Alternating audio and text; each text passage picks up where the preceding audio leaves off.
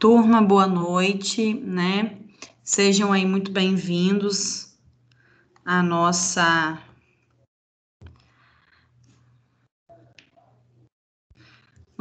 quinta aula, né, prática da disciplina de Fundamentos Semiológicos de Enfermagem, né? Nós estamos caminhando aí para finalizar a disciplina, né? Falta muito pouco, né? Sejam bem-vindos, né, na nossa aula de hoje.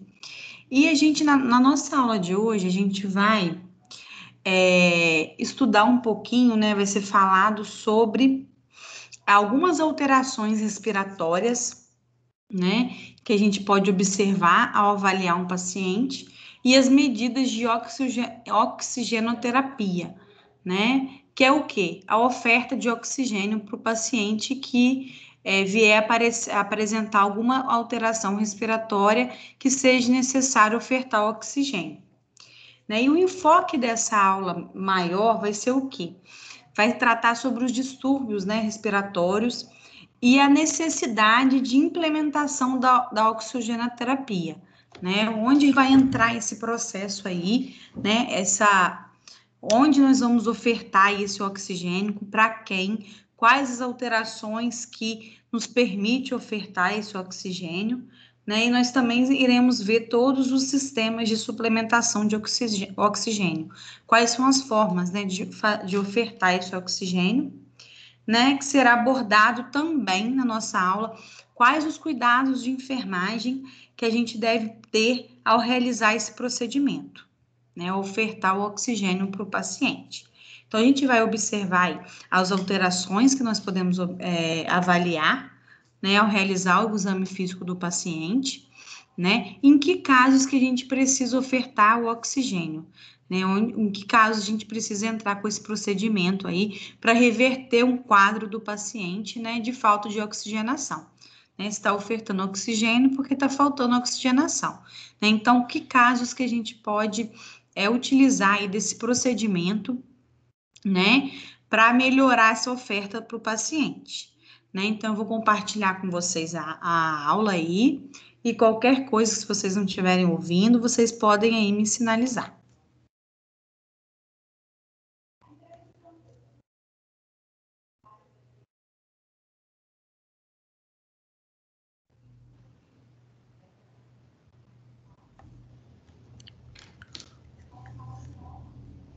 Então, o primeiro objetivo vai ser avaliar a oximetria e a saturação de oxigênio com base em exames ou em sintomatologias clínicas. Então, a oximetria ela vai embasar bastante a nossa atuação enquanto enfermeiros na oxigenoterapia. Ela vai servir como parâmetro mesmo para a implementação das medidas de oxigenoterapia. Nós vamos também conhecer o exame de gasometria arterial, que também é uma outra medida importante para que a gente analise as condições de oxigenação e de pH do sanguíneo, né? E eles também vão servir de base para a implementação da oxigenoterapia. E também nós vamos conhecer a sua interpretação e as possíveis alterações detectáveis. Também vamos conhecer os sinais e sintomas de dispneia, que é o esforço respiratório, e a hipoxemia, que é a redução de oxigênio na corrente sanguínea. E também as medidas de intervenção com oxigenoterapia, envolvendo todos esses sinais e sintomas. Também vamos identificar as principais alterações do exame físico respiratório. Então, nós vamos aqui, na verdade, complementar o que já foi abordado na aula prática anterior. Então, vamos iniciar nossa aula falando um pouco das alterações respiratórias. Primeiramente, é importante a gente pensar que o sistema respiratório ele é composto por vias aéreas superiores e vias aéreas inferiores. As vias aéreas superiores elas vão ser responsáveis por filtrar o ar, umidificar e aquecer esse ar para que eles cheguem aos nossos pulmões. No pulmão, então, vai acontecer o processo de troca gasosa, que é a difusão, né? Então, o sangue ele consegue captar o oxigênio e expulsar o gás carbônico para, então, promover o bom funcionamento de todo o nosso organismo. O sistema respiratório também ele é passível de alguns distúrbios e algumas alterações, E eu gostaria que você me acompanhasse ao quadro, então, para conhecer esses distúrbios.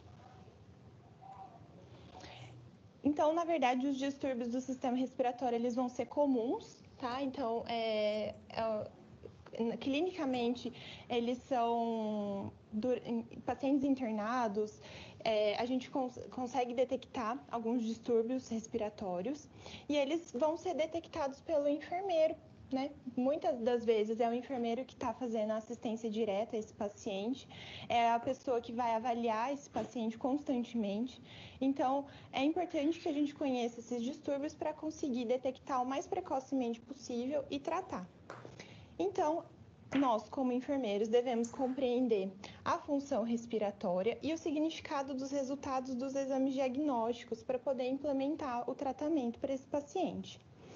Também nós devemos diferenciar os achados normais dos anormais que o paciente está apresentando para que então a gente consiga realizar as medidas possíveis em cada caso. Então, para a gente entender um pouco melhor os distúrbios, é importante a gente falar quais são as funções do sistema respiratório. Então, como eu já havia comentado, a primeira delas é a de realizar a troca de gases com ar atmosférico. Depois disso, o sistema respiratório também vai fornecer, né, por meio dessa troca de gases, vai fornecer o oxigênio necessário para o metabolismo celular. Lembrando que as nossas células, o metabolismo dela é aeróbio, então ela necessita do oxigênio para poder captar energia para o seu bom funcionamento. E o sistema respiratório, por consequência, vai remover o excesso de CO2 do nosso organismo. Também por meio do aquecimento desse ar, né, nas vias aéreas superiores, o sistema respiratório também vai conseguir regular a temperatura corpórea, tá, por meio do aquecimento desse ar. E também o sistema respiratório vai regular o equilíbrio ácido básico, que nós vamos compreender nos próximos slides como isso ocorre. O sistema respiratório, ele atua por 3 mecanismos básicos, que é a ventilação, a perfusão e a difusão. E a ventilação nada mais é do que o movimento de gases para dentro e fora dos pulmões. Lembrando que os nossos pulmões, eles são revestidos aqui toda pela nossa caixa torácica, tá? Então, envolve aí todo o nosso pulmão por meio das nossas costelas, coluna vertebral, o externo na parte posterior. E também nós temos aqui o nosso assoalho da caixa torácica, que é o músculo diafragma. Então, a ventilação nada mais é, então, do que a expansibilidade pulmonar. Então, a gente tem aqui uma expansibilidade do nosso pulmão e a entrada do oxigênio. E depois nós temos aí a diminuição dessa expansibilidade com a saída do gás carbônico. Para que todo esse mecanismo aconteça de uma forma adequada, é importante que, primeiramente, nós temos a coordenação muscular. Então, lembrando que aqui na região das costelas nós temos os músculos intercostais, tá? Nós temos aqui também o diafragma, que é o nosso músculo. Então, toda essa musculatura ela tem que estar bem coordenada para conseguir realizar essa movimentação adequadamente. Depois nós temos que contar com as propriedades elásticas do pulmão. Então, o que seria isso? Lá nos nossos alvéolos é necessário uma certa elasticidade para que eles também apresentem uma expansibilidade para que o oxigênio consiga entrar. Então, pacientes, por exemplo, DPOC, que possuem enfisema, já tem uma fibrose importante desses alvéolos, então a elasticidade fica bastante prejudicada nesses casos. Também nós temos que contar com as propriedades elásticas do nosso tórax. Então, há algumas situações em que há umas situações restritivas da expansibilidade torácica, né? Então, por exemplo, num trauma em que a gente tem a formação, né, de ar entre as pleuras do pulmão, né, que nós chamamos de pneumotórax, ou que tem uma coleção de sangue entre essas pleuras, que é o hemotórax, e isso vai prejudicar bastante a expansibilidade do nosso pulmão. porque o acúmulo de ar e de sangue entre as pleuras, ela vai impedir que esse pulmão tenha uma expansibilidade normal. Então, nesses casos, a gente tem uma perda dessa propriedade elástica do tórax. E também nós temos que contar com uma inervação intacta desse sistema respiratório. Então, o nervo frênico é o que vai inervar toda essa parte, ele vai conduzir os impulsos, então, para que haja a frequência respiratória adequada, tá? E então é necessário que ele esteja íntegro para um bom funcionamento. Então, além do nervo frênico, nós temos também alguns controles do sistema nervoso central para que ocorra a respiração. Então, nós temos o controle voluntário da respiração e o involuntário. Então, o controle involuntário, ele acontece em diversas áreas, né? Então, são várias partes do nosso organismo que são responsáveis pelo controle da respiração. A primeira delas é a área respiratória, tá? Responsável, o centro respiratório no nosso encéfalo. Nós temos também a ponte cerebral e o bulbo, então eles vão fazer controle de frequência respiratória, de ritmo. Então, é importante que essas áreas também estejam íntegras, tá? Para que a gente tenha aí um bom controle. E nós também temos os nossos quimiorreceptores, então eles ficam na parede dos nossos vasos sanguíneos e eles vão detectar as alterações de pH, principalmente, porque nós vamos ver que o gás carbônico está intimamente ligado com uma questão de acidose, por exemplo. Então, o gás carbônico, ele é ácido. Então, quanto mais carbônico eu tenho no sangue, mais ácido vai ser, então, a concentração aí do nosso tecido sanguíneo. Então, esses quimiorreceptores, eles vão identificando essas alterações de ácido, base, para, então, por meio da respiração, conseguir fazer esse controle. Então, nós temos todos esses mecanismos de controle involuntário da respiração, e nós conseguimos também controlar a nossa respiração de uma certa forma, né? O controle voluntário. Então, quando nós estamos falando, nós estamos cantando, a gente consegue fazer o controle dessa respiração. E algumas vezes também a gente consegue ficar por alguns períodos, prender a nossa respiração, mas também não por muito tempo, porque esses mecanismos involuntários, eles entram, então, para retomar o movimento respiratório basal. Então, é importante que a gente compreenda todos esses aspectos para conseguir também, depois, na nossa prática, identificar essas alterações respiratórias. Então, vamos voltar para o quadro para a gente continuar aqui com o nosso conteúdo. Então, além da ventilação, nós temos a difusão dos gases também. Então, a difusão, ela vai ser a migração da molécula de uma área de alta concentração para uma área de baixa concentração. Então, no caso do oxigênio, né? Então, ele vai para o meio de dentro do alvéolo para a corrente sanguínea, ou seja, no alvéolo a gente tem uma alta concentração de oxigênio e no sangue uma baixa concentração, então a gente tem essa troca, e o inverso ocorre com o nosso gás carbônico, tá? Então aqui na nossa imagem a gente tem um exemplo lá de uma parede, de um capilar sanguíneo que está envolvendo um de nossos alvéolos.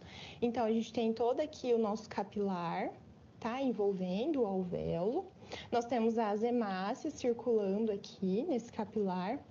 Nós temos uma membrana alveolar bem fina para promover essa troca gasosa. E então a gente tem a entrada do oxigênio e a saída do dióxido de carbono aqui de dentro do nosso alvéolo. E a gente pode observar então que lá no capilar nós temos o inverso, a saída do gás carbônico e a entrada do oxigênio. Então, esse é o processo de difusão. E é importante também a gente pensar que esse alvéolo, ele tem que apresentar condições ideais também para que essa troca aconteça. Então, por exemplo, na pneumonia, a gente vai ter esse alvéolo preenchido aqui por secreção, e isso vai prejudicar muito a troca gasosa. No caso de um paciente com edema pulmonar, o edema pulmonar, então, é um acúmulo de líquido aqui no nosso alvéolo. Então, toda a presença de líquidos e secreções dentro desse alvéolo vão prejudicar, então, esse processo de difusão no nosso pulmão. Depois, nós temos também o processo de perfusão, tá? Também está envolvido aí com o sistema respiratório. Então, a perfusão, ela começa a ser um pouco mais sistêmica, tá? Ela não está concentrada ali somente no sistema respiratório, e nada mais é do que a capacidade do sistema cardiovascular de bombear o sangue oxigenado para os nossos tecidos e retornar o sangue desoxigenado para os nossos pulmões. Então, é importante a gente pensar aqui também que o sistema respiratório e o sistema cardiovascular, eles estão intimamente ligados. Então, quando a gente tem algum distúrbio no sistema cardíaco, isso vai trazer muitas consequências para o sistema respiratório, e o inverso também é bastante verdadeiro. Então, assim, esses dois sistemas, eles são muito importantes para os outros sistemas orgânicos, né, do nosso corpo também, mas principalmente o respiratório e o cardíaco, eles trabalham muito juntos. E isso vai interferir, então, a perfusão vai interferir lá na nossa perfusão tissular periférica. Então, lá na nossa periferia, ou seja, nas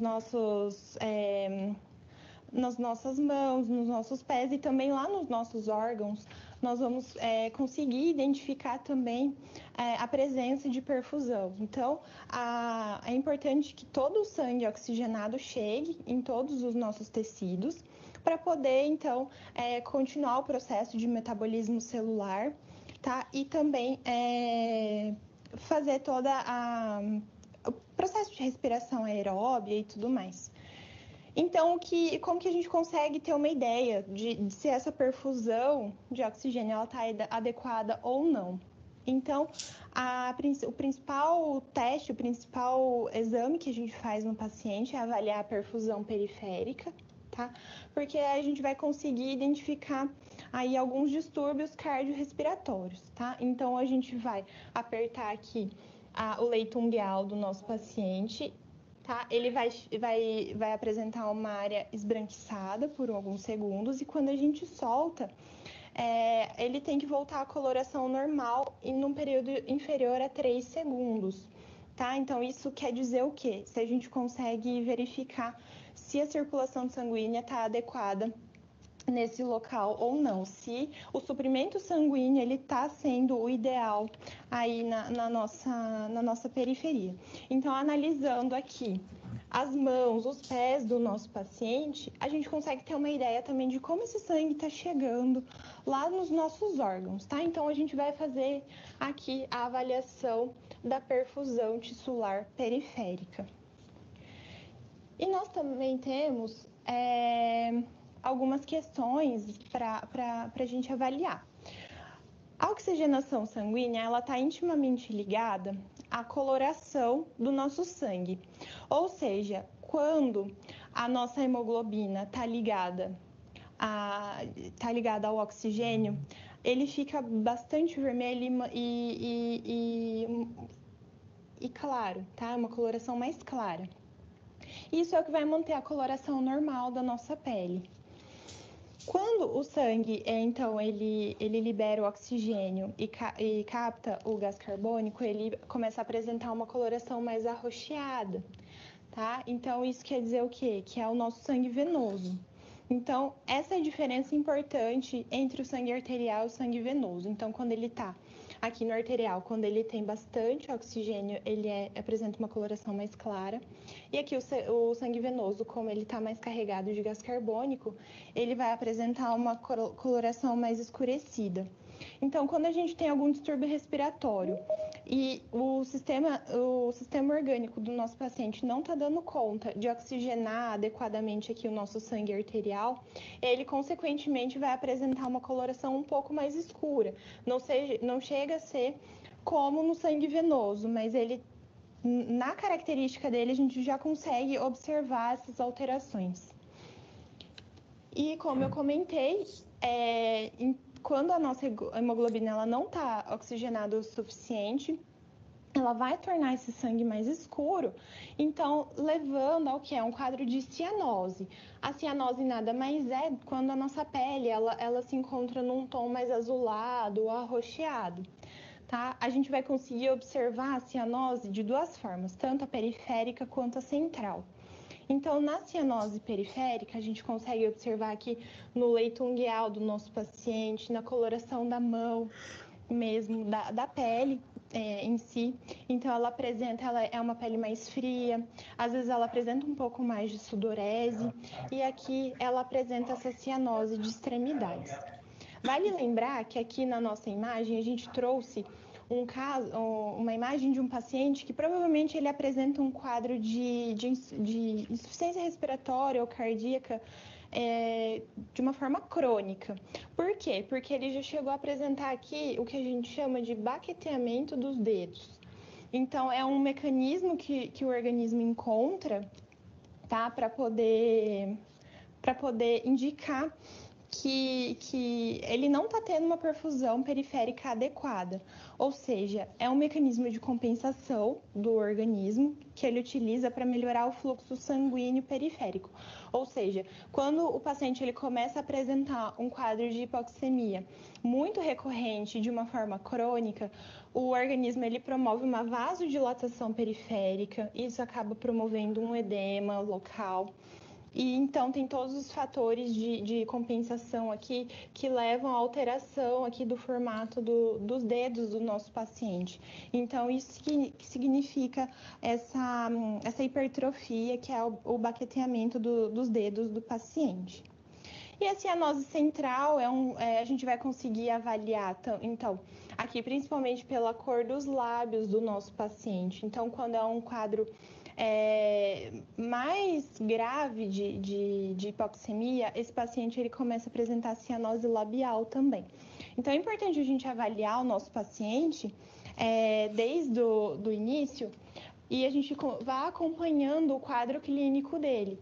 Porque enquanto ele está apresentando uma cianose periférica de forma aguda, por exemplo, a gente já consegue atuar com todos os aparatos que a gente tem de oxigenoterapia para implementar os cuidados para esse paciente. Então, para que ele não chegue a apresentar uma cianose central.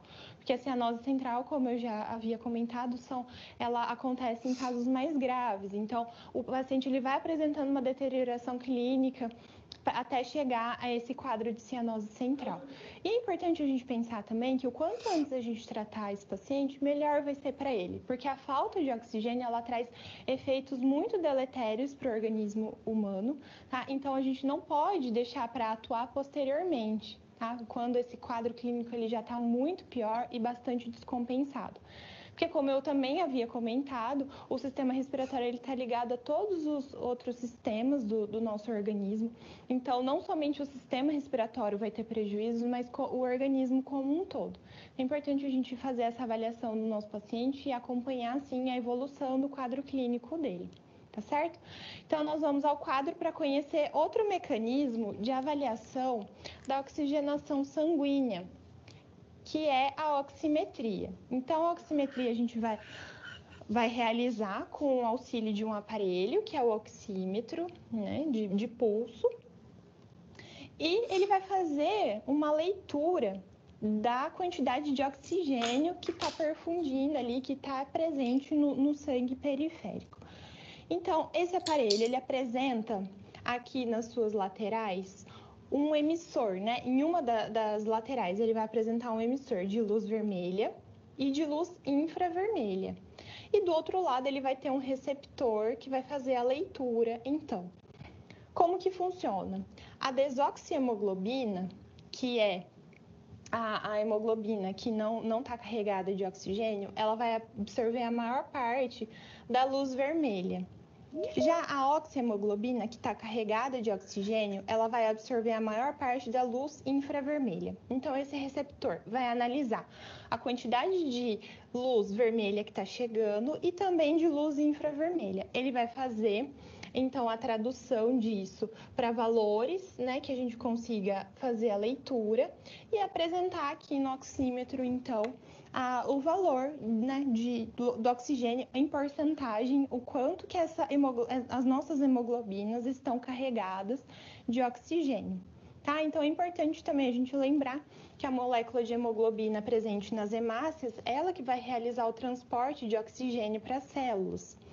Então, que a oxihemoglobina e desoxihemoglobina, elas vão diferenciar, então, em relação à absorção da luz, que nós chamamos de espectrofotometria.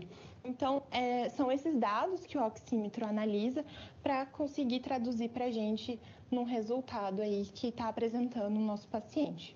Por exemplo, aqui nessa imagem de oximetria, a gente consegue verificar, então, que o paciente ele apresenta 98% de saturação das hemoglobinas, elas estão saturadas em 98% com oxigênio. E também, como ele analisa o pulso do paciente, o oxímetro consegue nos indicar aqui a frequência cardíaca do nosso paciente. Então, a saturação de oxigênio funcional, que nós chamamos SPO2, saturação periférica de oxigênio, ela é medida pelo oxímetro de pulso e a quantidade de a oxihemoglobina expressa como porcentagem da hemoglobina disponível para o transporte de oxigênio, como nós já havíamos comentado. Outra medida bastante importante e bastante fidedigna também é a gasometria. Só ressaltando que a saturação de oxigênio pela oximetria, ela pode sofrer algumas influências. Uma delas é a perfusão periférica, né? Então, se a gente tiver uma vasoconstrição bastante importante de membros, se a gente tiver, esse paciente ele tiver com as mãos muito frias e que apresente uma vasoconstrição importante, então o oxímetro ele não vai conseguir fazer uma leitura adequada desses valores. Os pacientes também que usam esmalte na cor escura, devido à coloração do esmalte, isso também vai interferir na leitura do nosso oxímetro. Por isso que nós dizemos que a gasometria é o exame mais fidedigno que tem para indicar aí as concentrações de gases no nosso sangue. Então, como eu já havia comentado, nada mais é do que um exame de sangue que vai possibilitar a avaliação de gases. Então, nós vamos avaliar também o pH e o equilíbrio ácido básico, tá? Então, ela é coletada, o sangue, a gasometria, ela é arterial. Nós utilizamos a gasometria venosa em alguns casos, mas a gasometria arterial é a mais utilizada, tá? Então, observem aqui que a gente está coletando o sangue no pulso radial do nosso paciente, ele apresenta uma coloração mais clara, e depois nós colocamos um pouquinho, né, uma amostra desse oxigênio no nosso leitor, e ele vai nos indicar aqui o resultado da concentração de gases desse sangue. E o que nós vamos avaliar exatamente na gasometria arterial? Então, a primeira variável é o pH sanguíneo. Então, ele vai variar aí os valores de referência entre 7,35 a 7,45. A pressão de CO2, que vai variar entre 35 a 45 milímetros de mercúrio. A pressão de oxigênio, então, vai ficar entre 80 a 100 milímetros de mercúrio. A saturação de oxigênio, essa vai ser bem mais fidedigna aqui no oxímetro, então ela tem que estar presente aí entre 95% e 97%. Também nos indica a concentração de bicarbonato do nosso sangue, que tem que estar entre 22 a 26 miliequivalentes por litro. O bicarbonato, ele vai fazer um contrabalanceamento aqui com o nosso gás carbônico, tá? Porque enquanto o gás carbônico ele é mais ácido, o bicarbonato ele tem um perfil mais básico. Então, é isso que vai fazer aí o controle de pH do nosso sangue. E também nós temos um parâmetro chamado excesso de base, que vai ficar entre -2 a +2. Então, vamos verificar como que acontece a leitura aí através do controle ácido-base do nosso organismo. Então, é importante a gente pensar que a profundidade e a frequência das respirações, ela vai controlar a saída de gás carbônico no sangue. Então, como eu já havia comentado, o gás carbônico produzido pelo metabolismo das células, ele vai ser dissolvido no sangue para ser eliminado, tá? Ele tem uma fraca ligação com a hemoglobina e ele, então, precisa ser dissolvido, ele precisa transformar a sua molécula para ser transportado no sangue e então ser eliminado pelos pulmões. Tá? Então, ele vai apresentar aqui o caráter ácido, tá? Por meio da dissociação aqui em meio líquido, ele vai liberar um ácido. Por isso, ele tem esse caráter, essa característica. Já o bicarbonato, ele vai ser secretado pelos rins para controlar o excesso de acidez do nosso sangue. Então, nossos rins, eles têm os quimiorreceptores próprios também. E na vigência de um pH mais ácido, ele vai lançar a mão, então, do bicarbonato para fazer o controle desse pH. Então, como o gás carbônico ele é controlado principalmente pela respiração, todas as alterações que decorrerem dele, a gente vai falar que são alterações respiratórias. E o bicarbonato, como ele é lançado pelo rim, todas as alterações que forem decorrentes dele, a gente vai falar que são alterações metabólicas. Então, aqui a gente vai pensar que quando eu tiver um pH 7 menor que 7,35, nós vamos ter uma acidose, então pH ácido. E superior a 7,45, nós vamos ter uma alcalose no nosso organismo. A hipocapnia, ela significa uma redução do nosso CO2, tá? A níveis inferiores a 35 milímetros. E a hipercapnia, ela significa um excesso de CO2. Já a hipoxemia vai ser uma redução dos níveis de oxigênio e a hiperoxemia vai ser, então, valores acima de 100 milímetros de mercúrio no nosso organismo. Ou seja, são situações em que o paciente está recebendo uma suplementação a mais de oxigênio. Então, nesses casos, a gente consegue, então, realizar o desmame, que a gente chama, né? Então, a gente consegue reduzir a quantidade de oxigênio que nós estamos oferecendo para esse paciente. Então, é importante que a gente analise todos esses dados de uma forma conjunta para conseguir implementar os cuidados para o paciente. E como eu já havia comentado, o gás carbônico, por ser controlado pela respiração, então quando a gente tem uma elevação do gás carbônico no sangue, a gente vai chamar de acidose respiratória. Um gás carbônico em níveis mais baixos, então nós vamos ter uma alcalose respiratória, né? Então, como a gente vai ter uma redução do CO2 no sangue, então o meio não vai se tornar tão ácido. Então, a gente já vai tender a uma alcalose respiratória. Quando a gente tem valores baixos de bicarbonato, então nós vamos ter uma acidose metabólica. E quando nós temos níveis altos de bicarbonato, nós vamos ter uma alcalose metabólica. Tá? É muito importante a gente entender esses conceitos, porque eles vão ser bastante determinantes na avaliação da gasometria do nosso paciente. Então, vamos recapitular alguns conceitos para que isso fique bastante claro. Então, o gás carbônico, ele tem aí um caráter ácido e ele é controlado pela respiração. Então, quanto mais gás carbônico nós temos, mais ácido vai se tornar o meio. Se nós tivermos valores muito inferiores de gás carbônico, então isso significa que não vai ter ácido suficiente no meio sanguíneo. Então, ele vai se tornar um sangue com alcalose, vai ser um sangue mais com caráter básico.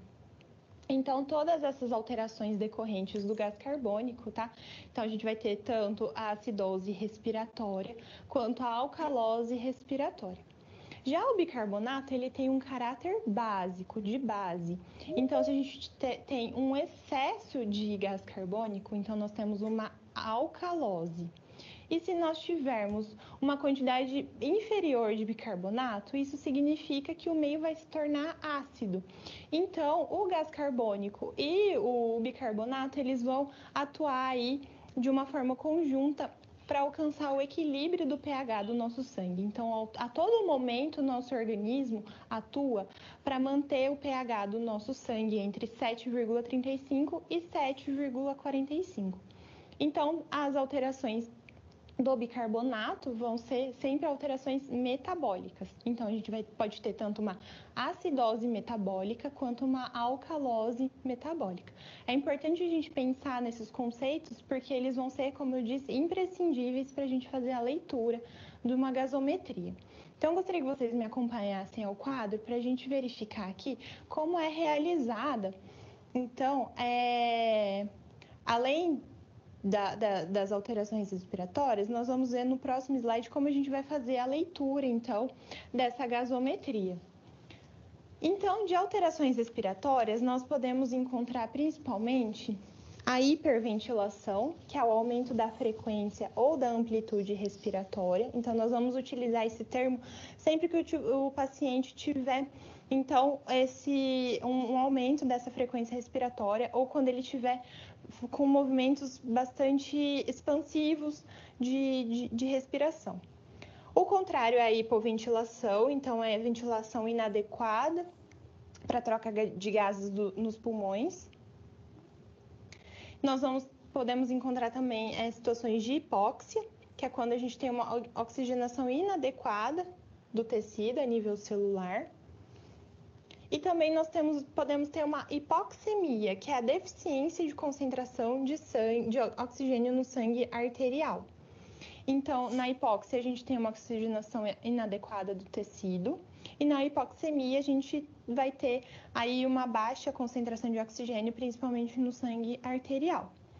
Então, essas alterações respiratórias, elas vão ser decorrentes de doenças e condições que vão afetar a ventilação ou o transporte de oxigênio, tá? Então, qualquer alteração que atue tanto na ventilação quanto na difusão ou na perfusão do nosso paciente, a gente vai, então, encontrar algumas alterações respiratórias. Então, essas alterações do sistema respiratório, esses distúrbios, eles vão se traduzir em alguns sinais e sintomas no nosso paciente, que a gente tem que estar atento também. A primeira delas, bastante sensível, é a mudança no estado mental do nosso paciente. Então, além dos sistemas das alterações respiratórias, um dos primeiros sinais e sintomas, então, são as mudanças do estado mental.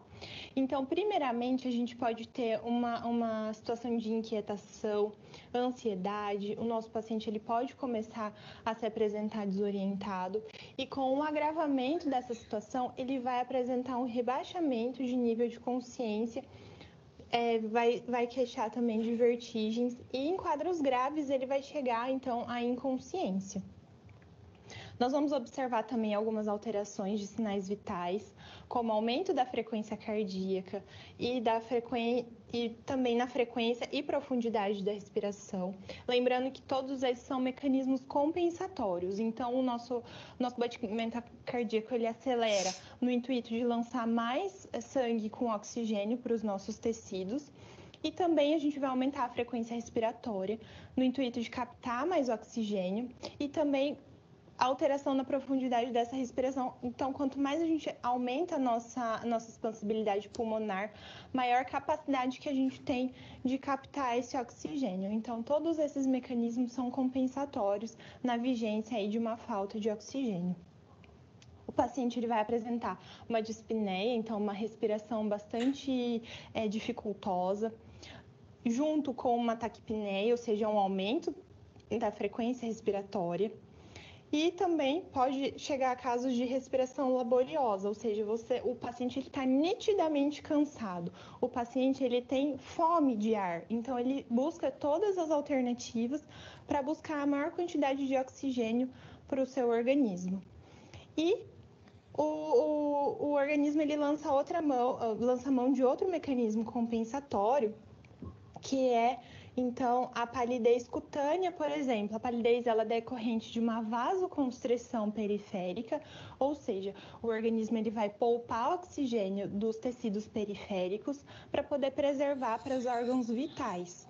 tá? E, consequentemente, ele pode apresentar um quadro de cianose por conta da baixa concentração de oxigênio no sangue arterial, que vai levar, então, a coloração azulada ou arroxeada da nossa pele.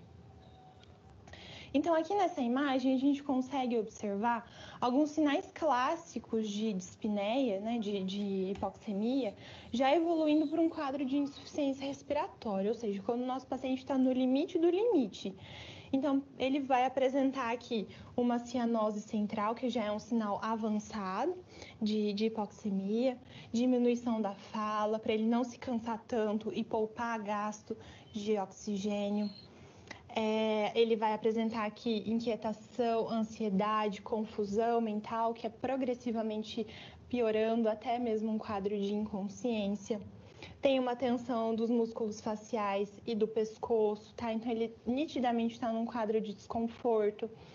Tem também a questão da dilatação das narinas ou batimento das asas de nariz. Então, são todos mecanismos compensatórios para que ele consiga captar a maior quantidade de oxigênio. Vai ser uma respiração ruidosa, audível, tá? Isso vai acontecer por conta da própria insuficiência respiratória, mas também a gente tem que observar se tem alguma obstrução dessas vias aéreas também, como num caso de engasgamento, tá? Então, ou então uma quantidade grande de secreção em vias aéreas superiores. Então, tudo isso a gente tem que avaliar nesse paciente. A traqueia, ela tem que sempre estar alinhada. Tem alguns casos de trauma, por exemplo, ou de hemorragias em região cervical, que fazem com que essa traqueia seja desviada. Isso vai dificultar bastante a respiração do nosso paciente, então é um sinal bastante importante que o enfermeiro tem que estar atento. O paciente também vai apresentar retração dos músculos do pescoço e o repuxo traqueal aqui também, na intenção de buscar a maior quantidade de ar. Nós temos que observar se esse tórax está deformado, principalmente em relação às vítimas de trauma, como eu já havia comentado, tem a questão do pneumotórax, do hemotórax. Esse pulmão está conseguindo expandir de uma forma adequada? Nós vamos observar também se esse tórax está se movimentando simetricamente durante a respiração, se um pulmão ele não está ficando sobrecarregado em relação ao outro, para identificando aí os sintomas que a gente vai buscar tratar nesse paciente. Além disso, na insuficiência respiratória, ele vai apresentar aqui a retração dos músculos intercostais. Então, é nítido que esse músculo ele apresenta uma retração. A gente consegue observar nitidamente as costelas e o músculo ele um pouco mais rebaixado aqui nesse nível. Então, isso indica que ele está trabalhando constantemente também para aumentar essa expansibilidade pulmonar. Também vai ter uso dos músculos abdominais durante a inspiração, tá? Isso vai indicar aqui uma respiração bastante laboriosa.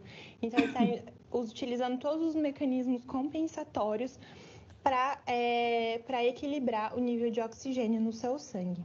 E também a gente vai observando aqui se tem algum abaulamento durante a expiração, tá? Sempre em busca de possíveis causas para o desconforto respiratório desse nosso paciente. Então, buscando esses sinais e sintomas, é importante a gente pensar quais fatores, então, que vão levar a essa falta de oxigenação para que o nosso paciente chegue a apresentar esse quadro aí de descompensação. Então, o primeiro deles é o nível de hemoglobina reduzido. Então, o nível de hemoglobina vai estar reduzido em caso de anemias graves ou, então, de grandes hemorragias. Nós também podemos ter uma concentração baixa de oxigênio inspirado, no caso de altas altitudes, principalmente pacientes que não estão habituados a altas altitudes, então tem essa brusca mudança de ambiente. Então, nesses casos, isso aí vai diminuir diminuir a oxigenação do nosso sangue. Nos casos também que tiver incapacidade de extrair oxigênio do sangue, principalmente nos casos de envenenamento por cianeto. Lembrando que o cianeto ele tem uma forte ligação com a hemoglobina. Então, aqui na verdade é de extrair CO2 do sangue. o cianeto ele tem uma forte ligação com a hemoglobina, então é mais forte do que com o oxigênio. Então essa hemoglobina ela não vai conseguir captar o oxigênio na vigência aqui do cianeto. Então o paciente ele vai morrendo por sufocamento. Nós temos também alguns fatores relacionados à difusão reduzida de oxigênio, como no caso das pneumonias, edema pulmonar. Então o nosso alvéolo vai estar cheio, repleto de líquido, e não vai ocorrer uma troca gasosa eficiente. Nós temos também os casos de baixa perfusão tecidual do sangue oxigenado, no caso dos pacientes em choque, seja cardiogênico, seja choque séptico, choque hemorrágico. Então, a gente está chegando pouco oxigênio nos nossos tecidos periféricos. Ou então, quando a gente tem casos de ventilação comprometida, como no trauma torácico. Por que a hipóxia ou a hipoxemia ela tem que ser brevemente tratada?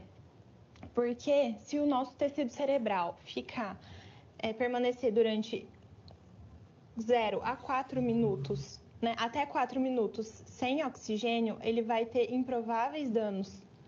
Se ele ficar num período de 4 a 5 minutos, já são possíveis danos cerebrais. Entre 5 a 10 minutos já são prováveis danos cerebrais. Então aqui a chance ela vai aumentando. E acima de 10 minutos nós temos severos danos cerebrais ou até mesmo a morte encefálica. Então o nosso tecido cerebral ele é bastante sensível, principalmente em relação às concentrações de glicose e de oxigênio. Então qualquer alteração ele vai sim trazer alguns danos bastante graves. Lembrando sempre que tempo é cérebro, então a gente tem que cuidar desse paciente da melhor forma possível para evitar então que essas sequelas elas aconteçam, tá certo?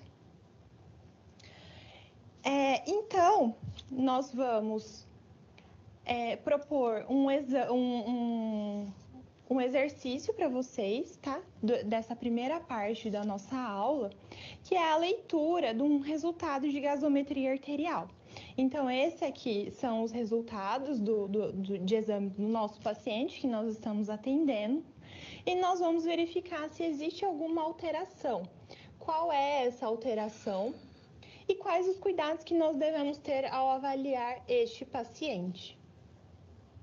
Então, nós vamos verificar quais alterações elas estão presentes nesse resultado de gasometria arterial, se tem alguma alteração do equilíbrio do pH desse sangue e como que nós vamos atuar diante dessa situação. Então, primeiramente, nós vamos verificar aqui que houve o pH ele se manteve em níveis normais, né? Ele se manteve entre 7,35 e 7,45, ou seja, ele está aí no mecanismo, ele está compensado. A pressão de CO2, ela também se encontra dentro dos limites normais a serem encontrados.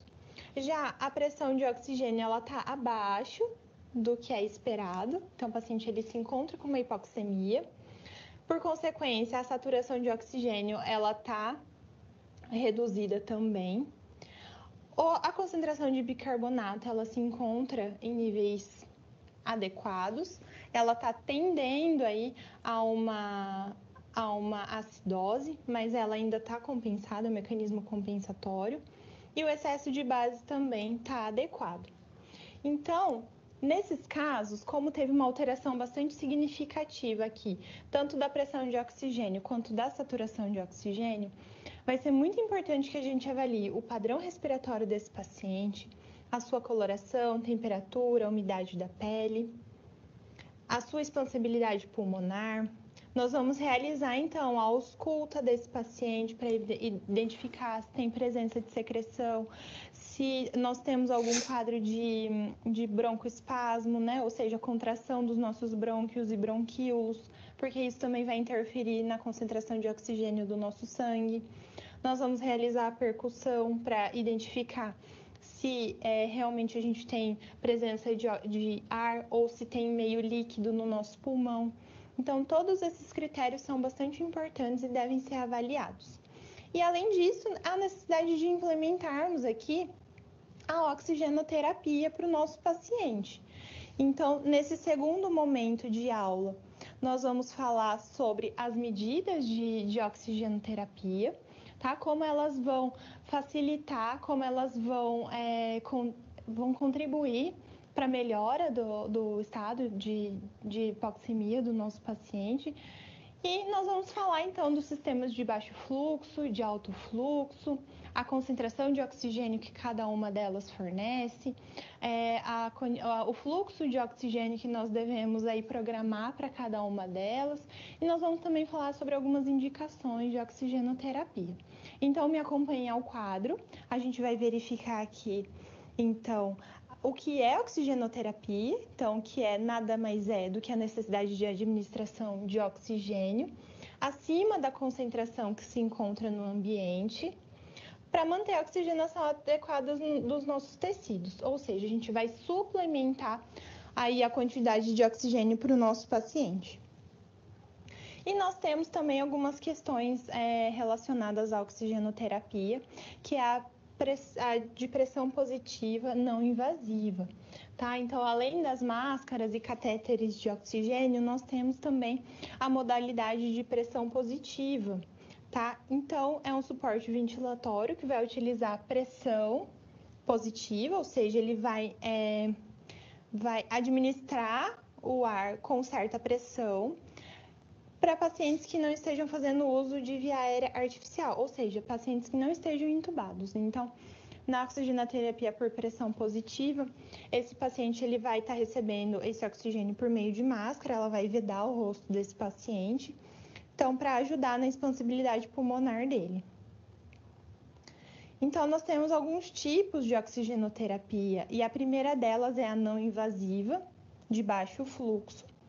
Então, é o oxigênio suplementar que vai estar diluído no ar ambiente. Vai fornecer fluxos iguais ou inferiores a 8 litros por minuto, mas a sua fração de oxigênio inspirado vai ser baixa e variável, ou seja, a gente não vai conseguir controlar adequadamente quanto efetivamente esse paciente vai estar aí conseguindo inspirar de oxigênio. Depois nós temos a não invasiva de alto fluxo. Ela já vai nos fornecer concentrações maiores,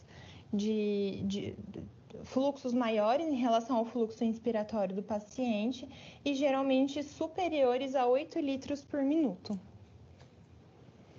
A de pressão positiva não invasiva, então ele vai auxiliar na expansibilidade pulmonar do nosso paciente e são utilizadas então as máscaras que vão vedar o rosto do nosso paciente, como aqui nós temos na imagem.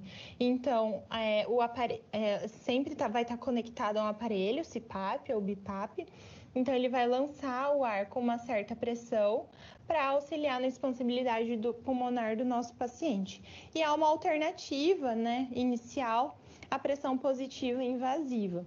Então, a pressão positiva invasiva ela vai fornecer um suporte ventilatório parcial ou completo ao nosso paciente, ou seja, ou o ventilador mecânico vai fazer todo o trabalho respiratório do paciente, ou ele vai entrar em alguns momentos para auxiliar no movimento respiratório dele, e sempre vai ser realizada por meio de tubo orotraqueal ou de traqueostomia.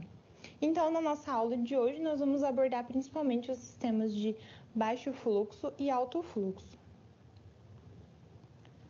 A oxigenoterapia ela vai ser indicada em alguns casos, de acordo com a Sociedade Americana de Cuidados Respiratórios. A primeira delas, então, é quando a nossa pressão de oxigênio é inferior a 60 milímetros de mercúrio em ar ambiente, ou seja, a gente vai analisar isso lá na nossa gasometria arterial.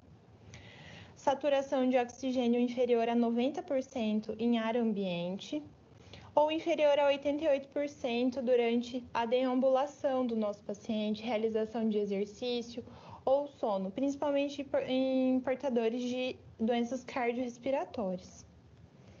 Na vigência de intoxicação por gases, como monóxido de carbono, por exemplo, tá? Então, pacientes que inalaram grande quantidade de fumaça, eles precisam receber o oxigênio para auxiliar na oxigenação do nosso sangue, porque quanto mais monóxido de carbono a gente vai inalando, menor a concentração de oxigênio que a gente tem ligado às nossas hemoglobinas. Por isso que precisa, então, ser implementado aí esse oxigenoterapia. Nos casos de envenenamento por cianeto e também em casos de infarto agudo do miocárdio, ou seja, é nesse momento que o músculo cardíaco mais necessita de oxigênio. Então, nós vamos, para auxiliar esse paciente, para oferecer um suporte, nós vamos oferecer um oxigênio suplementar. Então, o primeiro sistema de baixo fluxo é o catéter nasal. O catéter nasal, ele vai oferecer uma concentração baixa de oxigênio e o fluxo máximo dele vai ser de até 6 litros por minuto, porque quantidades superiores podem promover o ressecamento da mucosa nasal do nosso paciente e também trazer bastante desconforto por conta do fluxo mais intenso. Nós devemos sempre usar o umidificador para esses pacientes, para não ocorrer a lesão da mucosa dele. E nós podemos utilizar a regra dos 4 para estimar a concentração de oxigênio que nós estamos oferecendo a ele. Na regra dos 4, é importante pensar que cada litro por minuto de O2 vai aumentar a concentração de oxigênio em 4%. Ou seja, se eu estou fornecendo 1 litro de oxigênio por minuto, o paciente ele vai estar recebendo cerca de 24% de oxigênio.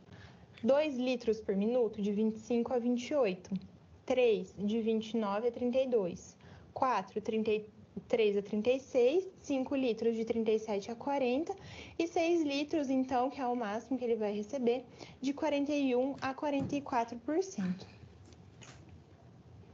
As grandes vantagens, então, do catéter nasal é que ele promove um pouco mais de conforto para o nosso paciente, ou seja, ele não vai ter nenhuma máscara ali que fique no seu rosto incomodando, ele pode se alimentar enquanto ele faz uso desse oxigênio. Então, ele apresenta algumas vantagens e a indicação principal é quando o paciente, então, não tem necessidade de grandes concentrações de oxigênio. Pacientes um pouco mais sonolentos que estão retornando de cirurgia, a gente vai implementar, então, o oxigênio aí por catéter nasal para fornecer uma suplementação. Pacientes com infarto agudo de miocárdio, quando não tem uma queda importante na oximetria, também podem fazer uso de catéter nasal. E agora nós vamos falar um pouco sobre a máscara facial. A máscara facial é um outro sistema de baixo fluxo, ela já vai cobrir a boca e o nariz do paciente, tá? Talvez não seja tão confortável para ele. Ela vai coletar e armazenar o oxigênio entre as inspirações do paciente e a expiração ela vai acontecer por meio de orifícios laterais que a gente tem na máscara ou então na sua borda.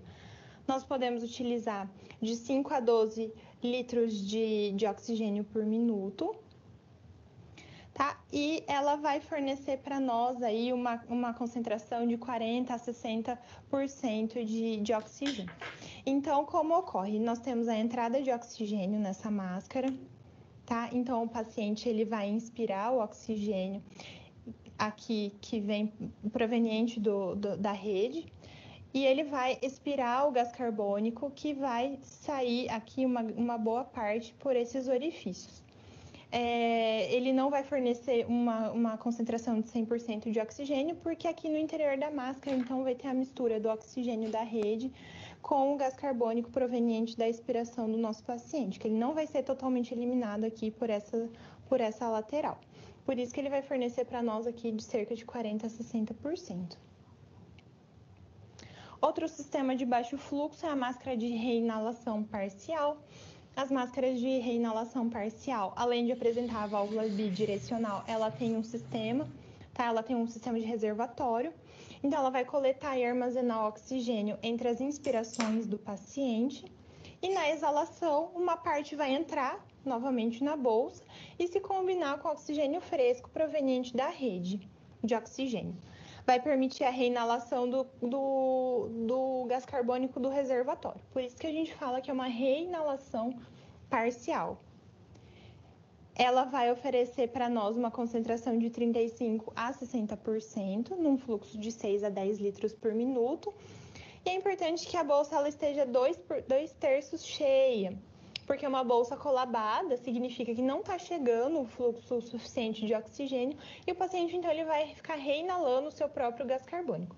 Então, lembrando, aqui na nossa bolsa a gente vai ter armazenado o oxigênio proveniente da rede e uma parte do gás carbônico expirado pelo paciente vai se misturar aqui com esse oxigênio também. E outra parte vai ser eliminada pelos orifícios laterais da máscara. Esses orifícios, então, eles possuem essa válvula, ela vai então se abrir quando o paciente ele estiver expirando. E já nos sistemas de alto fluxo, nós temos a máscara de arrastamento de ar, que é a máscara de Venturi, em que o ar vai ser arrastado por força de cisalhamento por meio aqui das nossas válvulas. O fluxo de oxigênio vai ser proporcional ao diâmetro do orifício, ou seja, nós temos vários tipos de válvulas, cada uma delas possui um diâmetro diferente dos seus orifícios, que vai permitir então que tenha a mistura do oxigênio do ar ambiente com o oxigênio da rede. Então, nós temos aqui 6 tipos de válvulas. A primeira delas vai nos fornecer uma concentração de 24% com 4 litros. A segunda, 28% também com 4 litros.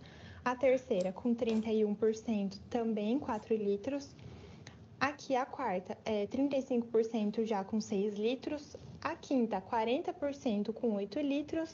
E a concentração máxima de 50% com 10 litros de oxigênio por minuto. E nós temos também, como sistema de alto fluxo, a máscara de não reinalação. Então, ela é bem semelhante à máscara de reinalação parcial, mas aqui ela vai apresentar uma válvula unidirecional, ou seja, na inspiração ela vai gerar uma pressão negativa discreta na máscara e vai fechar a válvula expiratória, ou seja, para garantir que o paciente esteja inalando esse oxigênio. A válvula inspiratória vai se abrir, fornecendo oxigênio ao paciente, então, e na expiração a válvula reverte a direção do fluxo, tá? Então, ele vai conseguir eliminar aí todo o gás carbônico, ele não entra no reservatório da máscara, por isso a gente garante aí uma concentração bem acima de oxigênio, de 80% a 95%, então fornecendo um fluxo de 10 a 15 litros por minuto. Vai ser indicado para pacientes graves ou com insuficiência respiratória aguda. E a bolsa reservatória deve estar sempre inflada, né? Então, aqui é importante a gente observar se essa bolsa ela vai ter aí um enchimento adequado para garantir essa concentração de oxigênio para o nosso paciente. Então, agora na prática, nós vamos conhecer os componentes principais, né, que estão presentes na oxigenoterapia e nós vamos entendendo os cuidados de enfermagem em cada um deles. Tá? Então, primeiramente, nós vamos mostrar aqui os componentes principais. Então, a gente tem que ter, principalmente, ou um cilindro de oxigênio ou uma rede de gases, como é o caso, né, das instituições de saúde. Nós vamos ter também o umidificador. É importante que ele apresente água destilada no nível indicado, tá? Para a gente conseguir constantemente umidificar, fazer a função do nosso sistema respiratório superior, né? Para a gente evitar o ressecamento de mucosa. E depois nós vamos ter os nossos dispositivos de administração de oxigênio. Então, aqui em relação ao cilindro ou à rede de gás, é importante que ele apresente aqui um fluxômetro, tá? No cilindro ele vai ter esse reloginho aqui indicando se ele tá a quantidade de litros de oxigênio que tem aqui no nosso cilindro e sempre vai estar conectado o fluxômetro. Então, o fluxômetro também vai estar presente na rede de gases e a gente consegue aqui, por meio da nossa válvula, escolher aqui a litragem de oxigênio que a gente vai fornecer para o nosso paciente. Então, primeiramente, nós conectamos aqui o nosso umidificador. A partir disso, então, nós vamos conectar aqui o nosso prolongamento com o sistema de fluxo desejado de oxigênio para o nosso paciente. Aqui, por exemplo, nós temos um catéter nasal. Então, a gente conecta aqui na extremidade, seleciona o fluxo de oxigênio para poder administrar para o nosso paciente. Agora, nós vamos ajustar o catéter nasal ao rosto do nosso paciente. Então, delicadamente, nós colocamos na narina dele e nós passamos aqui por de trás da orelha dele. Então, é o catéter tipo óculos, por quê? Porque ele fica ajustado aqui atrás da orelha do paciente. Então, o oxigênio ele vai sair por esses dois orifícios e depois a gente consegue também ajustar aqui por essa válvula a forma que ele vai ficar mais confortável. Muito importante que esse catéter ele não fique muito justo ao rosto dele, para que a gente não tenha formação de lesão por pressão aqui no nariz e também para que não tenha nenhum desconforto aqui na região cervical. O catéter também ele pode ser administrado. Primeiramente, nós inserimos com um baixo fluxo de oxigênio para que não tenha uma lesão ali na narina, né? Para o paciente ele também ir se adaptando aos poucos com aquele fluxo de ar no nariz e a gente pode ir ajustando então as quantidades posteriormente. Então, todos esses cuidados são muito importantes para a gente garantir o conforto durante a implementação dessa oxigenoterapia. Um dos sistemas de alto fluxo que nós já conhecemos, então, é a máscara de Venturi. A máscara de Venturi, ela possui algumas válvulas para a gente escolher a concentração de oxigênio que se deseja fornecer. E ela tem algumas outras peças que nós vamos conhecer agora para que a gente consiga realizar a montagem adequada desse sistema. Então, a máscara de Venturi, ela apresenta a máscara, então, que vai se adaptar ao rosto do paciente. Nós temos também o prolongamento, nós temos o blender também vai pegar o oxigênio do ar ambiente e misturar com o oxigênio da rede para dar a concentração de oxigênio desejada. Então, nós temos as válvulas que nós já conhecemos no decorrer da aula. Então, para a montagem, nós conectamos aqui o extensor na nossa máscara, escolhemos a válvula que nós desejamos, a concentração de oxigênio que nós desejamos oferecer para o nosso paciente. Ela é conectada na outra extremidade aqui do nosso extensor. O copinho, o blender, ele é conectado aqui na nossa válvula, tá certo? E aqui na extremidade da nossa válvula, nós conectamos na rede de oxigênio.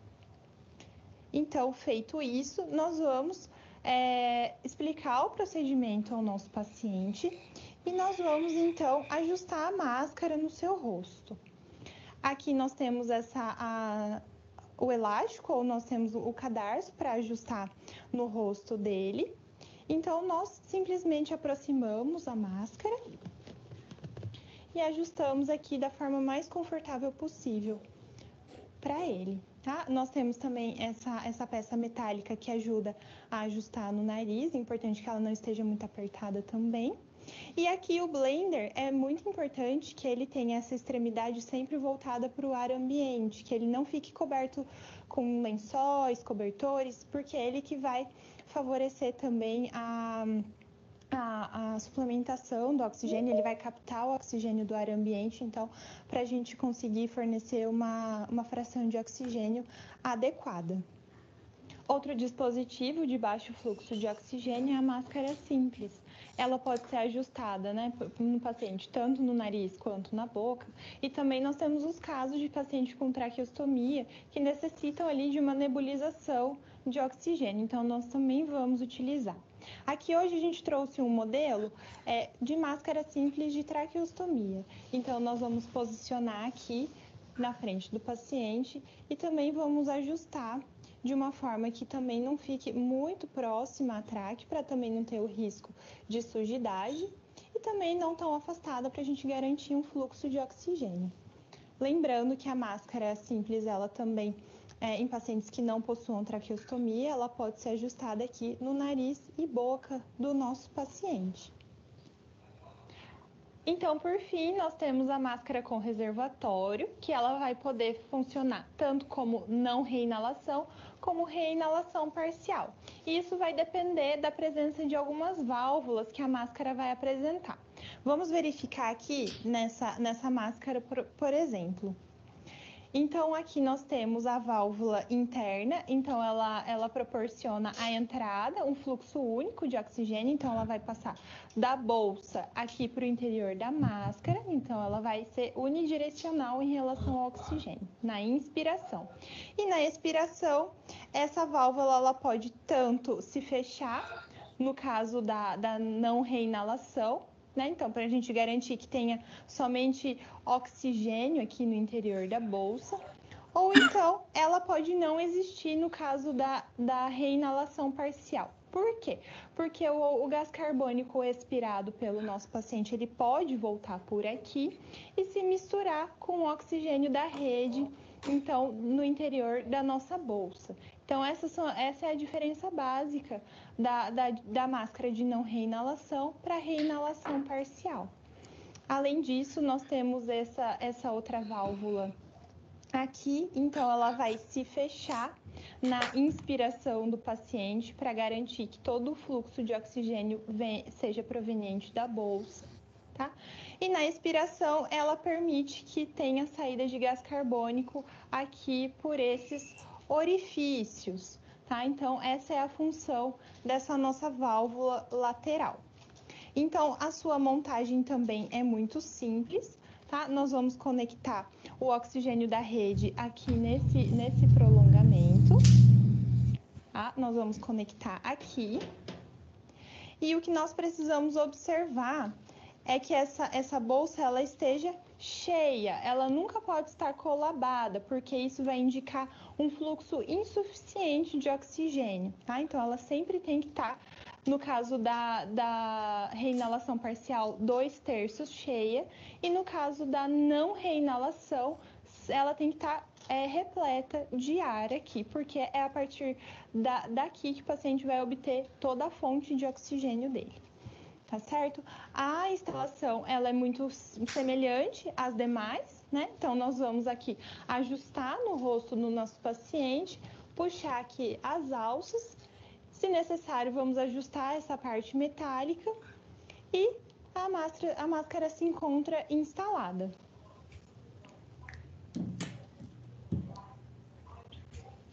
Lembrando que para avaliar o nosso paciente, além de todo o exame físico e inspeção também que nós vamos realizar, nós podemos utilizar a oximetria de pulso, tá? Para ir acompanhando se essa oxigenoterapia implementada, ela realmente está oferecendo, né? Ela está contribuindo para o resultado esperado, ou se nós devemos implementar outras medidas. Então, nós vamos, com o auxílio do oxímetro de pulso, colocar aqui no dedo do nosso paciente. Então, ele vai fazer a leitura da oxihemoglobina e da desoxihemoglobina, como nós vimos, por meio da luz infravermelha e da luz vermelha. E ele vai traduzir aqui, então, para nós o resultado. Então, aqui o nosso paciente ele está apresentando uma saturação de 97%, com 70 batimentos cardíacos. Então, o nosso paciente ele está estável, ele está apresentando uma boa resposta à oxigenoterapia implementada. Então, o cuidado de enfermagem a partir de agora é continuar monitorando o estado do nosso paciente. Caso ele apresentasse uma oximetria inferior, seria então necessário que a gente recorresse a outras medidas, juntamente com a equipe multidisciplinar, para a gente então garantir os cuidados a esse paciente. Então, além da oximetria, nós temos outros cuidados de enfermagem que devem ser observados a esse paciente que está recebendo oxigenação suplementar. Então, o primeiro deles é que a gente não faça essa administração sem o fluxômetro, porque a gente precisa garantir exatamente a quantidade de oxigênio que ele está recebendo. Nós vamos sempre utilizar o umidificador com água destilada até o nível indicado. Tá? A gente não pode deixar em níveis inferiores por conta do risco de ressecamento da mucosa e nem em níveis inferiores, porque o oxigênio ele causa um borbulhamento dessa água e corre o risco que entre a água em todo o sistema respiratório do paciente, ele pode inclusive aspirar esse conteúdo. Então, sempre é importante a gente verificar o nível indicado no nosso umidificador. Nós vamos controlar, então, a quantidade de litros por minuto, de acordo com a oxigenoterapia implementada. Vamos observar se a máscara ou o catéter estão bem adaptados e em bom funcionamento, ou seja, se ele está garantindo realmente aquele fluxo de oxigênio para o nosso paciente. Importante nós oferecermos apoio psicológico ao paciente nesse momento, porque principalmente em condições de desconforto respiratório, é muito comum que ele apresente sintomas de ansiedade, inquietação. Muitas vezes é uma situação nova, diferente para ele. Então, a gente sempre está explicando todos os procedimentos que estão sendo realizados, qual é a proposta de tratamento para ele, e que nós sempre vamos estar ao lado desse paciente, observando sua evolução, e também nós vamos sempre estar atentos a possíveis complicações que possam vir a surgir. Nós vamos trocar diariamente os equipamentos expostos à umidade ou de acordo com o protocolo da instituição de saúde em que nós estivermos trabalhando.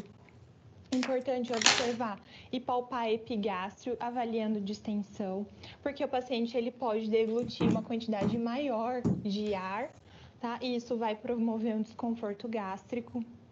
É importante também avaliar com frequência as condições do paciente e sinais de hipóxia, prestando assistência adequada. Nós devemos também manter os torpedos de oxigênio na vertical, longe de aparelhos elétricos e de fontes de calor, pelo risco de explosão. E realizar o monitoramento rigoroso dos sinais vitais desse paciente, que é principalmente, junto com o exame físico, o que vai nos indicar se esse paciente ele se encontra em estado de equilíbrio, se ele está em homeostase ou se a gente necessita realizar alguma outra intervenção. Então, para finalizar a nossa aula, deixo uma proposta de exercício.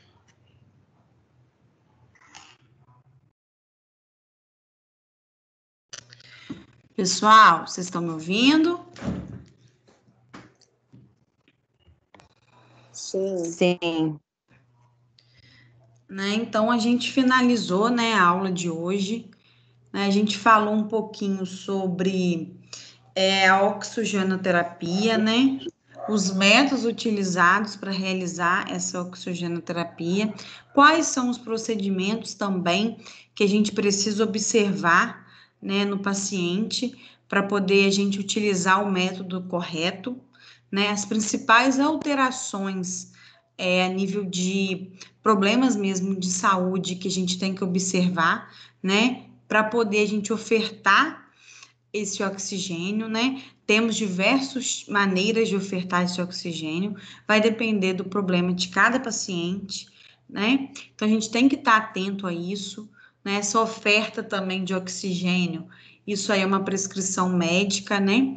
A gente só executa e realiza os cuidados de enfermagem. Agora, a quantidade de oxigênio a ser ofertado, né? Isso compete uma avaliação médica também para poder prescrever a quantidade correta, né? Então, a gente também tem que se apegar ao quê?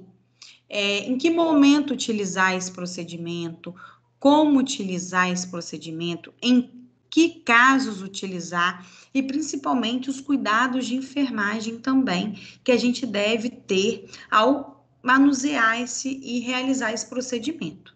Né? A gente precisa estar atento a isso, porque qualquer realização de qualquer procedimento errado, o que acontece? A oferta também do oxigênio para o paciente, ela não vai chegar de forma correta, né? Então, a gente precisa estar atento a isso, né? Entender quais são os principais distúrbios, né? Que levam aí à deficiência do oxigênio, né?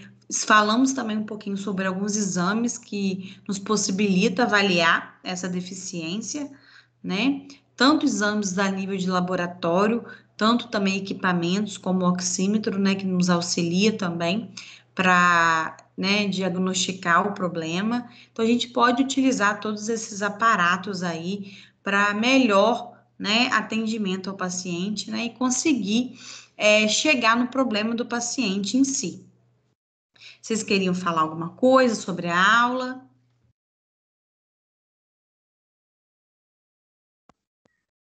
Eu quero. Oi. Oi, Lara. Boa noite. Boa Não, noite. não tem nada a falar, não. Quer falar alguma experiência sua? Não, eu achei a aula muito boa. É muito interessante. A gente vive muito isso dia a dia no hospital, né? Sim, exatamente. É algo assim, muito rotineiro no hospital, né? Aham. São procedimentos que diariamente você precisa realizar. É o tempo todo, né? Dependendo do paciente. Isso aí. Lara, Oi. mas essa também não seria uma aula que a gente não vai ter essa aula presencial, aula prática mesmo?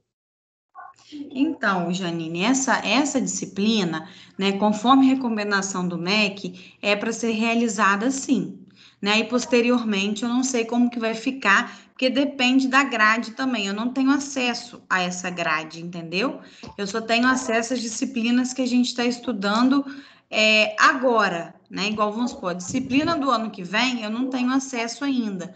Então, eu preciso, né, ter acesso para poder a gente ir alocando essas práticas aí no decorrer das aulas, entendeu? Ah, tá, entendi. Lara, Oi, boa noite. boa noite. Eu tenho uma dúvida. Eu tô cuidando agora de uma senhora. Na verdade, ela eu sou prima da filha dela, né? Porque ela é casada com meu primo. E Uhum, ela tá com uma traqueostomia. E aquela sim. não, né? Oi? E ela tá com uma traco, aquela que é de plástico, né? Sim. Aham. E ela tá em casa. E já passaram por ela vários técnicos de enfermagem, né? Várias pessoas. E agora ela não gosta que aspira muito ela. Ela, ela tentou fazer o desmame uma vez, ela já ficou 1 hora sem um pneumotórax, algo assim, né? E voltou para o hospital e ela tá com muito medo. E agora ela hoje ela vomitou, né? Bastante catarro. E acontece essas coisas assim, é normal acontecer. Então, ela tá com. Se ela vomitou catarro, né? Que é a secreção, ela foi Uhum. aspirada hoje? Ela foi aspirada pela manhã, ela não deixa aspirar ela 3 vezes, né? O correto é 3 vezes, né? Isso aí. Então, isso aí é falta de aspiração. E Por ela, quê? Por que que ela vomita? Essa secreção fica acumulando, né? né? E o que que acontece? Ela volta, né? E ocorre o vômito, né? Então, isso aí é excesso de secreção que ela tá. Se não aspirar, dá essa sensação, esse mal-estar, e aí o que que acontece? Leva ao vômito. E a gente fica umidificando, né, para não deixar dar rolha. Isso, e também para poder não, né, não ressecar a mucosa. Isso, ressecar a mucosa, que eu vi a hoje falando na aula, né? E Isso, vai. mas Costuma. Costuma, quanto independente. mais umidificado ficar, mais secreção ter. Sim, e outra coisa, né, que você falou aí, muito importante, ela não quer, né? Ah, ela não quer, ela não deixa, Não né? deixa. Então, isso aí a gente precisa ter muito cuidado. Por quê? Tem procedimentos que são necessários para o quê? Para a manutenção da vida do paciente, né? Para manter o paciente vivo, né? Então, se a gente negligencia o procedimento, exemplo, só porque ela não quer, eu não vou fazer, né? A gente precisa criar mecanismos para poder realizar o procedimento, porque também acaba sendo uma negligência também do profissional, né? O profissional sabe que precisa fazer e ele não faz porque o paciente não deixa. E aí esse paciente pode vir a se agravar, né? E a responsabilidade acaba sendo do profissional que está ali cuidando. Então, aconteceu isso com outras pessoas, parece, né, que ela não deixava e agravou. E por isso que às vezes não está parando outros profissionais lá. E é isso que eu tenho a dúvida, porque a gente vai fazer aspiração nela, ela fala ela não quer, ela meio que bate o pé, ela tem glicose, a glicose dela é alta, né? Ela tem diabetes. Então, quando vamos fazer a aplicação da insulina, ela pede para mim botar menos unidade, sabe? Sendo que tem que botar uma unidade maior, é bem difícil. Sim, então a gente vai se deparar com isso, pessoal, né? Praticamente quase todo dia, a resistência do paciente, né? Em querer o atendimento. Então a gente precisa criar mecanismos, né? Para quê? Para realizar o que a gente precisa realizar no paciente, né? As recomendações, os cuidados, né? Então também a gente precisa o quê? Criar um vínculo com essa pessoa, para essa pessoa também começar a confiar no trabalho da gente e entender a importância, né? Se ela não entender a importância, fica difícil, né? E como você está falando aí, ela parece que é consciente, né? Ela é lúcida, né? Orientada. Ela Eu é? conversei com ela eu conversei com ela mais cedo, falei que pode complicar, né? Ela pode agravar o estado dela, pode voltar para o hospital, como ela não está deixando aspirar. Aí hoje ela já me pediu para aspirar, sendo que eu estou Então, na assim, segunda semana. Não, eu acredito que eu estou passando uma confiança para ela, porque hoje ela já me pediu para mim aspirar ela, né? Outra vez, eu já tinha aspirado de isso manhã. aí. Então, às vezes, o que que acontece? Você, como eu sempre falei, né? A gente precisa também explicar o que a gente vai fazer com o paciente, né? Se você explicar, entender a importância, dificilmente esse paciente ele vai se negar, né? Então, tem pessoas que chegam, né, abordam o paciente, vai colocando a mão no paciente, fazendo o que tem que ser feito, sem ao menos explicar o que você está fazendo, né? Então, isso aí, ele faz toda a diferença. Se a partir do momento que você conquista a confiança, você consegue o quê? Realizar o seu trabalho também, né? Então, como eu sempre falo, não basta você ser 100% na técnica, né? Você realizar sua técnica perfeitamente bem, se você não tem aquele outro lado, né? O lado da acolhida, do acolhimento, o lado de entender o paciente, né? E o lado também de ser um profissional, né? De excelência que você vai o quê? Dar a atenção que o paciente precisa, né? Então, isso faz toda a diferença para você conseguir avançar com aquele paciente e ir realizando o que ele precisa. Ela estava com medo porque o outro rapaz estava aspirando ela, machucou e estava sangrando muito, estava saindo sangue, né? A gente estava aspirando, estava vindo sangue, ela estava com muito medo. É normal assim? Então, é o trauma também, né? A gente não sabe, né? Quem somos nós aqui para dizer, né, o que foi feito antes, né? Que a gente não viu, a gente não sabe, né? Mas muitos pacientes também, eles, né, carregam às vezes um trauma, né? Por algum procedimento que não foi muito bem sucedido, né? Então, existe uma série de fatores que podem aí estar dificultando o acesso, né, do profissional com o paciente. E só mais uma última pergunta, me perdoa, é porque eu Não, fica à tento vontade, o fazer. nosso momento é para isso mesmo. E também eu vejo que nesse tempo, só indo o técnico lá, né, cuidando dela, eu não vi nenhum médico.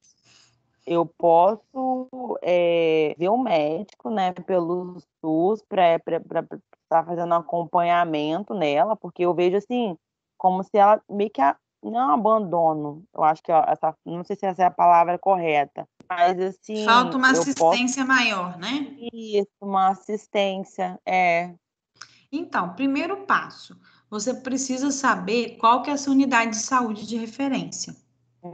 Né? Onde você mora, você vai, né, saber qual que é a sua unidade de saúde de referência. Sabendo onde é a sua unidade de saúde de referência, o quê? Você vai o quê? Entrar em contato com a enfermeira responsável por essa unidade, né, por essa equipe, e essa enfermeira, ela vai realizar o quê? O elo de comunicação, né, vai realizar a avaliação desse paciente, e se essa enfermeira achar necessário, né, uma avaliação médica, ela vai agendar uma visita domiciliar na casa, né, dessa paciente. O fluxo é esse. Tá bom, professora. Obrigada, tá? De nada. Alguém quer mais acrescentar alguma coisa?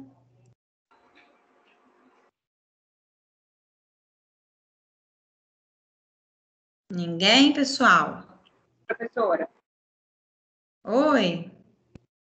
Oi, professora. Oi? Oi? Eu acho muito... Tá me ouvindo? Tô. Ah, tá. Eu acho Agora não tô mais, não. muito importante Falhou. eles... Agora não tô te Melhorou? ouvindo mais, não, Carol. Oi? Professora. Eu acho bom quando Agora. eles dividem. Falhou, Carol. Assim, a gente acaba aprendendo na prática, né? Assim,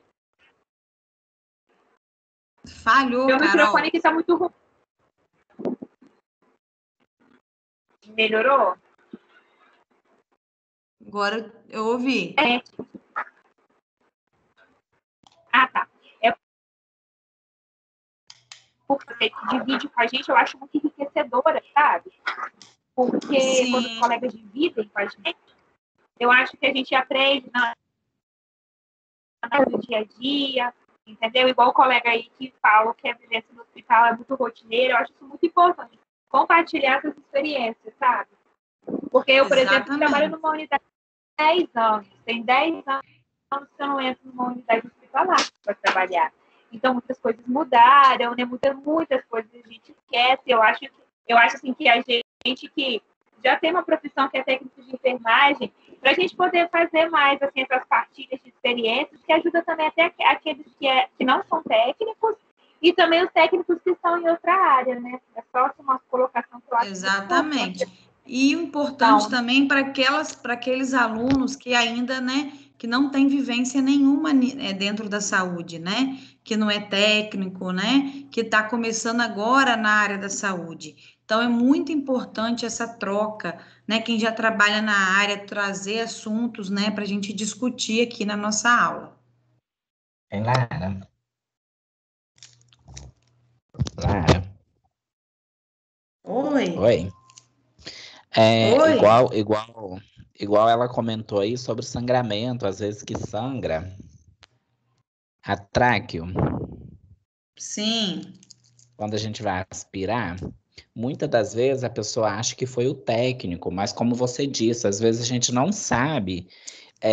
Por mais que você use uma técnica correta, às vezes você aspira e vem sangue mesmo, porque às vezes a pessoa já tem um trauma ali, entendeu?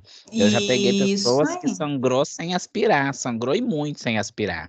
Então, assim, mediante a situação que eu cheguei, que eu olhei, a família estava desesperada. Eu olhei e falei assim, calma, calma. Eu fui e perguntei, ela já sangrou assim? Ah, já sangrou. Então provavelmente tem alguma coisa aí. Eu vou aspirar, vou limpar, mas mesmo assim eu vou chamar o médico para olhar. Mas deve ter algum sangramento já aí que acontece de vez em quando. Aí nisso eu aspirei, chamei o médico olhou e foi um sangramento normal que tinha acontecido, entendeu? Só que às vezes Sim. você vai aspirar um paciente e sangra, a pessoa acha que é você que machucou, mas não foi você que machucou, entendeu? Aquilo ali já tem, às Sim. vezes, um trauma atrás daquilo ali. Isso, exatamente. Né? Então, por isso que a gente, né, a gente não deve criticar, né, nem falar. Também, porque que acontece? Os pacientes, né, eles, você tem que ter um manejo para lidar, né? Por quê? Um exemplo, vou dar um exemplo aqui. até que aconteceu semana passada. Uma paciente fez uma cirurgia de esterectomia, né? Que é o que? A retirada do útero, né? E a paciente era obesa, né? E fez um corte, né? Deu os pontos ali. E aí, no terceiro dia que ela estava em casa, que foi feito o curativo, esse curativo sangrou. E o que aconteceu? Ela ligou para mim, né, lá para o meu setor de trabalho, e reclamando que a profissional fez o curativo dela errado, porque o curativo dela sangrou. Né? E a gente começou a investigar, né? A entender o que estava acontecendo. E para finalizar, né, o que a gente entendeu foi o seguinte, né? Nem foi o que a gente entendeu, foi o que ela relatou, que ela não estava fazendo repouso, né? Então, uma cirurgia de esterectomia, uma pessoa obesa, né? A cicatrização, ela é mais difícil, né? A pessoa não fez repouso, está no terceiro dia de cirurgia, andando para lá e para cá, né? Abaixando, fazendo as atividades normais. Como que essa cirurgia não iria sangrar, né? Então, eu não vou, né? Não iria o quê? Punir uma profissional, né? Porque a paciente falou que ela tinha feito curativo errado, né? Então, a gente precisa entender, procurar o quê? Fazer uma investigação, né? E ver o que estava acontecendo, né? Igual como sangramento. De repente, né? Um exemplo, né? Às vezes até no prontuário dessa paciente que sangrou, às vezes poderia até ter alguma coisa, né?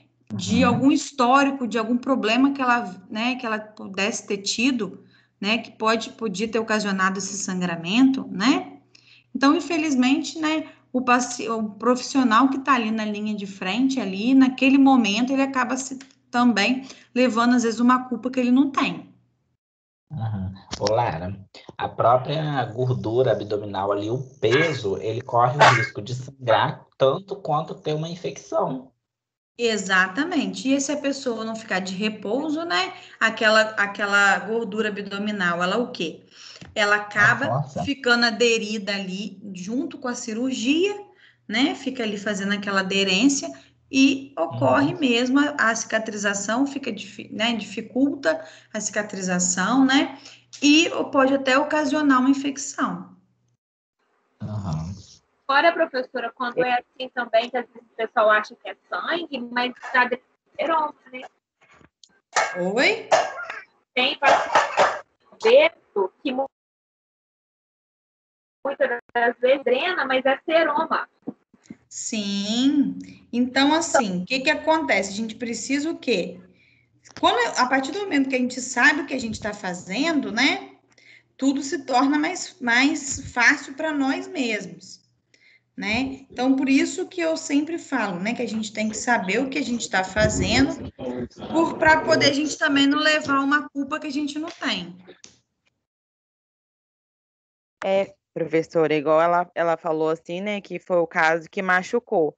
Mas como assim? Eu não tinha visto ainda, né? Tem muito tempo que eu fiz técnico e agora eu voltei, né, exercendo ali. E ela falou assim que ele havia machucado, né? Mas igual vocês estão falando, a gente não pode, né, culpar um profissional. Talvez ela tinha alguma... A gente não sabe o que aconteceu, né? É verdade. É por isso que a gente nunca pode perder a mania, eu falo que tem que ser uma mania, de anotar tudo em prontuário, né? A gente é um respaldo tão grande, porque não estou falando do caso do paciente, tá certo, tá errado, mas o paciente também, eles falam o que eles querem, os familiares também podem falar o que eles querem, às vezes não foi o que aconteceu. Então, quando a gente relata absolutamente tudo, data e hora no prontuário, é uma segurança muito grande, né? Exatamente. E Desirê, né, não somente quem trabalha em instituições que tem um prontuário, né, quem faz esse serviço aí de home care, de atendimento domiciliar, né, como você está fazendo, você também pode criar uma rotina, né, abrir um caderno, né, de rotina. Se tiver só você como a profissional ali, né? Você pode até criar um caderno para você. Se tiver outra profissional, essa outra profissional pode também estar relatando, né? Você está hoje lá com a paciente, o que você fez com ela, o que aconteceu, né? Se teve alguma intercorrência, né? Até bom para o quê? Para te respaldar também. Sim, professor, eu estou fazendo isso tudo, até o vômito, tudo que está acontecendo, eu estou Isso. relatando, porque ela não queria nem que eu tirasse a temperatura dela, né? E eu já chego de manhã fazendo sinais vitais, né? Antes do banho, igual eu aprendi, né? Perfeito. Foi muito importante, né? As aulas está sendo muito importante porque eu estou vivenciando. Então, é muito bom, né? Quando você tem a aula, né? E você vivencia, assim. Tá sendo muito bom para mim, graças a Deus. Isso aí, perfeito. Alguém, pessoal, quer acrescentar mais alguma coisa?